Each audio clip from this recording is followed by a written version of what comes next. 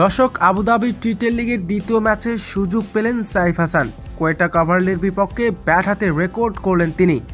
Bat হাতে একের পর এক ছক্কা হাঁকিয়েছেন সাইফ হাসান।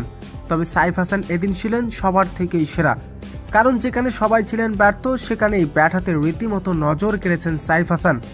ব্যাট হাতে রীতিমতো বিশ্ব রেকর্ড করলেন তিনি। দর্শক, বিস্তারিত থাকছে ভিডিওর প্রতিবেদনে। আবুধাবি টি-10 লিগে আজ কোয়েটার বিপক্ষে খেলতে নেমেছে সাইফ হাসানের দল অ্যাসপিন অ্যাস্ট্রেলিয়ান্স।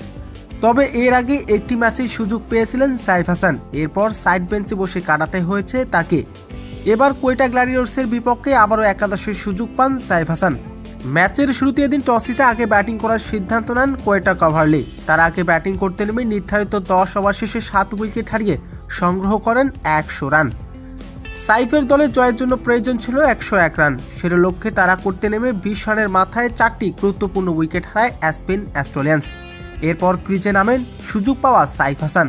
শুরু থেকেই ছিলেন ব্যাট হাতে আক্রমন্ত ব্যাটার। শুরু থেকেই ব্যাট হাতে রীতিমতো 4 ছক্কার ঝড় তুলেছেন সাইফের ব্যাটিং দেখে মনে হচ্ছে হয়তো আজকের ম্যাচটা জিতে যাবে সাইফের দল অ্যাসপিন অ্যাস্ট্রেলিয়ান্স। তবে সাইফ হাসান আউট হওয়ার পর থেকে ব্যাট হাতে হতাশ ছিলেন প্রত্যেকটি ব্যাটার। তবে সাইফ হাসান আজ খেলেছেন 15 বলে 45 রানের বিধ্বংসী ইনিংস। 45 রানের ইনিংসে ছিল 3টি ছক্কা এবং 2টি 4। তবে 8 রানের ব্যবধানে এদিন অ্যাসপিন অ্যাস্ট্রেলিয়ান্সকে হারতে হয়েছে কোয়েটা গ্ল্যাডিয়েটর্সের বিপক্ষে। তবে সাইফ হাসান ছিলেন এদিন সবার থেকেই সেরা। তো দর্শক, সাইফ হাসানের 45 রানের এমন বিধ্বংসী ইনিংস আপনার কেমন লেগেছে? দর্শক, জানিয়ে দিন আপনার মূল্যবান মতামতটি।